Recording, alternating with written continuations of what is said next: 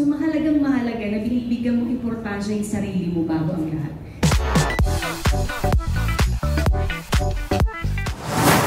Ay, hindi pwede. Kailangan yan. Hindi dahil sa artista ka. Yun yung sinasabi ko na gusto ko i-extend din sa mga tao na anuman ang iyong trabaho, huwag mo kalilimutan yung sarili mo. Babae ka man o lalaki ka man, kailangan talaga, inaalagaan mo yung sarili mo. Kasi doon nagsisimula ang lahat. Imagine mo, pagising mo sa umaga, bad mood ka, edi the whole day, bad mood ka. Pagising mo sa umaga, sabihin mo, ay, ang ganda ko. O the rest of the day, for sure, positive ka. So mahalagang mahalaga na binibigyan mo importansya yung sarili mo bago ang lahat.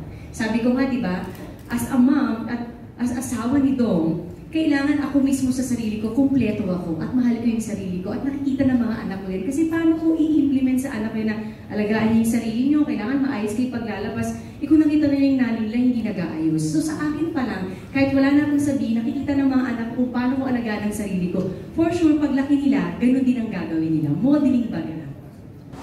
Wala namang masama. Alam mo, mga tao, depende kung ano ang sa tingin nila na mabuboost ng kumpiyansa sa sarili nila. Ako, I have nothing against sa mga gusto magpaganda, gusto magpaputi, gusto magpakinis.